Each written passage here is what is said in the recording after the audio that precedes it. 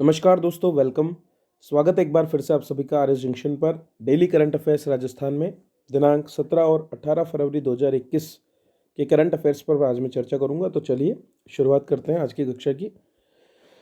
तो दोस्तों, निम्नलिखित में से किसे जीव जंतु कल्याण एवं संरक्षण के लिए 2020-21 के प्राणी मित्र पुरस्कार से सम्मानित किया गया है? हमारे पास तीन ऑप्शन यहाँ पर हैं, श्री योगेंद्र कुमार, श्री मनीष सक्सेना और श्री श्यामलाल चौबीसा।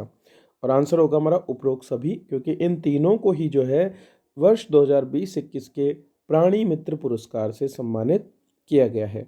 आइए देख लेते हैं अलग अलग कैटेगरी में किसे किसे कौन सा पुरस्कार मिला है। तो कुल मिलाकर 14 पुरस्कार प्राणी मित्र एवं जीव दया पुरस्कार के नाम से दिए गए हैं भारतीय जंतु कल्याण बोर्ड के द्वारा बसंत पंचमी के अवसर पर।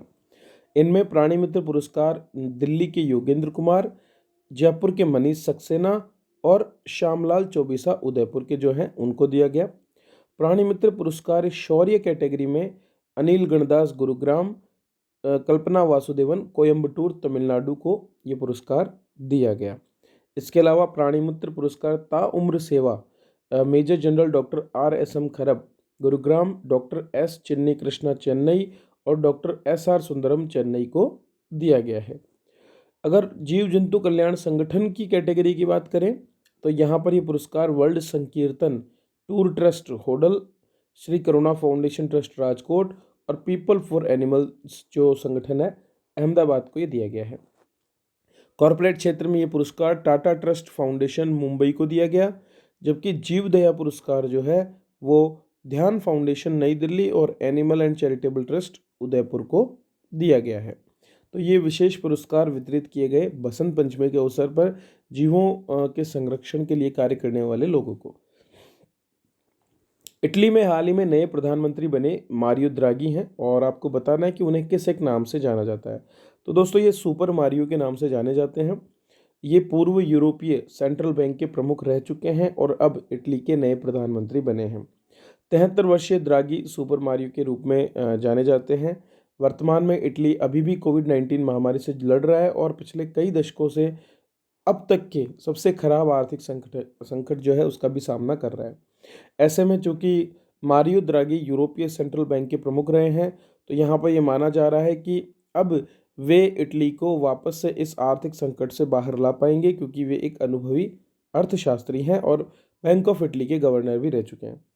उन्होंने देश में हरित ऊर्जा के उपयोग को भी बढ़ाने के लिए एक सुपर मंत्रालय की स्थापना आते ही की है और इसका उद्देश्य यही है कि जलवायु परिवर्तन के संबंध में यूरोपीय संघ के धन का पूर्ण उपयोग किया जाए, ताकि आने वाले भविष्य में किसी भी प्रकार की ऐसी कोई कामिटी आए या फिर कोई ऐसा कोई अचानक से आपातकाल आए तो उसका सामना किया जा सके।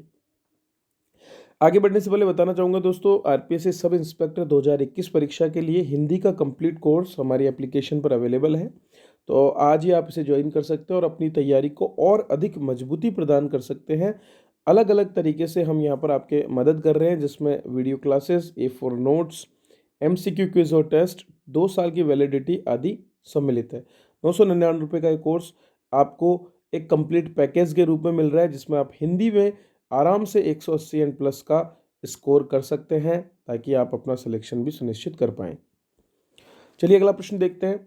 स्वास्थ्य से जुड़ी प्रसिद्ध पत्रिका लैंसेट ने फरवरी 2021 के संस्करण में रानी बंग नामक एक कार्यकर्ता को सम्मानित किया है। आपको बताना है कि उनका कार्य क्षेत्र कौन सा है। उत्तर होगा महाराष्ट्र। रानी बंग एक डॉक्टर हैं और अपने पति अभय बंग के साथ में मिलकर के और प्रजनन स्वास्थ्य के क्षेत्र में अग्रणी भूमिका निभा रही हैं। अभय और रानी बंग के अध्ययनों ने उन्होंने जो प्रयास किए हैं और जो उन्होंने सामुदायिक चिकित्सा के क्षेत्र में अध्ययन किए हैं, उसने पूरे विश्व में संसाधनों की कमी झेल रही व्यवस्थाओं में चिकित्सा पद्धति को बदल दिया और उसे बेहतर बनाया है। 1988 में बंग का एक महत्वपूर्ण अध्ययन प्रकाशित हुआ था, जिसमें पता चला था कि 92% ग्रामीण महिलाएं स्त्री रोग से पीड़ित होती हैं और उनमें से केवल 10 में से एक ही महिला किसी तरह की सहायता मांगती है, अर्थात वे बिना किसी तरह की चिकित्सा सहायता पाए बीमार होती ही जाती हैं। निदान और उपचार में सुधार लाने के लिए रानी बंग ने परंपरागत जन्म सहायिकाओं को, जो दाई माँ होती है, उनको प्रशिक्षित करने में महत्वपूर्ण भूमिका निभाई और इसी के फलस्वरूप दुनिया के सबसे अधिक गरीबी वाले क्षेत्रों में शिशु मृत्यु दर में काफ़ी कमी आई।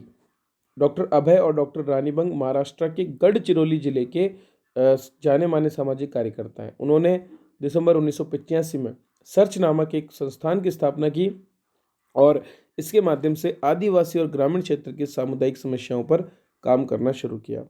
वर्ष 2018 में उनके कार्यों के लिए उन्हें सरकार द्वारा पद्मश्री पुरस्कार भी दिया गया है। विश्व व्यापार संगठन के नए महानिदेशक के रूप में किसे चुना गया? बहुत इंपॉर्टेंट प्रश्न है, इस तरह के प्रश्न पूछे जाते हैं। तो नगोजी ओंकोजो को विश्व व्यापार संगठन के नए महानिदेशक के रूप में चुना गया है। शेष अन्य सभी नाम उप महानिदेशकों के हैं।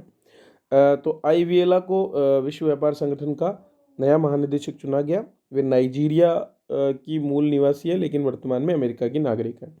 इस पद पर आने वाली वह पहली महिला भी हैं और पहली अफ्रीकी भी हैं।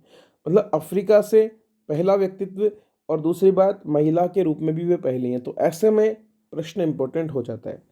ओंकोजा आईवीएला नाइजीरिया की वित्त मंत्री रह चुकी हैं और ओंकोजो आईवीएला जो है उन्होंने अमेरिका के मशहूर MIT Massachusetts institute of technology जो है वहाँ से अर्थशास्त्र में PhD भी किया है।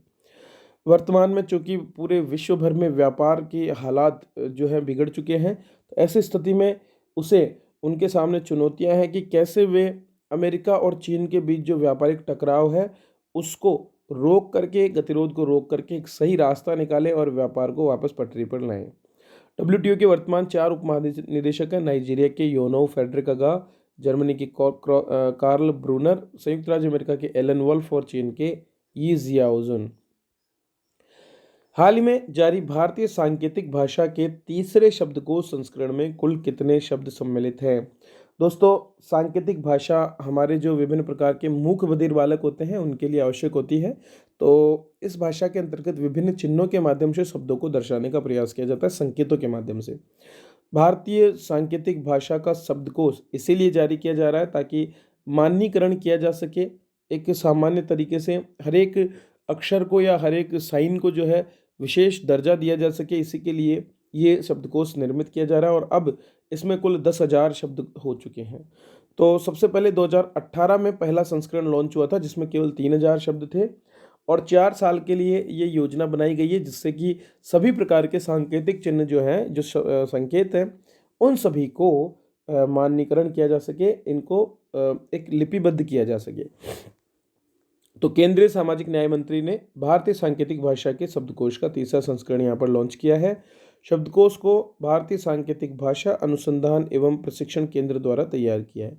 ये संस्थान दिव्यांग व्यक्तियों के विभाग के तहत एक स्वायत्त संस्थान है और इस भाषा के संस्करण के लॉन्च से ISL डिक्शनरी का प्रयोग विशेष शिक्षक, द्विभाषीय बधिर बच्चों के माता पिता और आम जनता द्वारा किया जा सकेगा। सरकार ऐसा क्यों कर रही है? क्योंकि सरकार दिव्यांग व्यक्तियों के अधिकार अधिनियम 2016 के अंतर्गत उन्हें जो प्रतिबद्धता दर्शाई है सरकार ने, उसी को पूरा करने का काम यहाँ पर किया जा रहा है। चलिए अगले प्रश्न की बात करते हैं। दोस्तों, पूरे देश भर में सौहार्द और राज्यों के बीच आपसी प्रेम को बढ़ाने के लिए राष्ट्रीय संस्कृति महोत्सव का आयोजन किया जाता है और इसी क्रम में 11वां संस्करण आयोजित किया गया पश्चिम बंगाल के कूच बिहार में। तो पश्चिम बंगाल में कूच बिहार के राजबाड़ी में इस 11वें राष्ट्रीय संस्कृति महोत्सव को 14 से 16 फरवरी तक आयोजित किया गया। दूसरा चरण इसका 22 से 24 फरवरी तक दार्जिलिंग में आयोजित होगा। राज्य में आयोजित किया जा रहा राष्ट्रीय संस्कृति महोत्सव विभिन्न संस्कृतियों के लोगों के बीच समझ और संबंधों को बढ़ाता है और इससे भारत की एकता और अखंडता भी मजबूत होती है। इस संस्कृति महोत्सव को 2015 से शुरू किया गया था और प्रत्येक वर्ष 2 बार कम से कम ये संस्कृति महोत्सव मनाया जाता है और अब तक 10 संस्करण आयोजित हो चुके हैं। 11वां संस्करण पश्चिम बंगाल में आयोजित हो रहा है। पूरे देश भर में कुल 7 क्षेत्रीय सांस्कृतिक केंद्र हैं और ये सभी केंद्र जो हैं इसमें भागीदारी लेते हैं और जन जन तक देश भर की जो जीवन संस्कृति है उसको पहुंचाने का प्रयास करते हैं। तो दोस्तों, ये थी आज के करंट अफेयर्स जिनका PDF आपके करंट अफेयर्स वार्षिकांक गुलदस्ता के रूप में अवेलेबल है हमारी एप्लीकेशन पर RS जंक्शन के नाम से, जो गूगल प्ले स्टोर पर अवेलेबल है। तो आज ही वहाँ डाउनलोड करें। दोस्तों, अगर हमारे करंट अफेयर्स आपको अच्छे लगते हैं तो इन्हें लाइक जरूर करें, शेयर करें अपने दोस्तों के साथ और सब्सक्राइब करें आज ही हमारे चैनल को। वीडियो देखने के लिए आप सभी का बहुत बहुत धन्यवाद।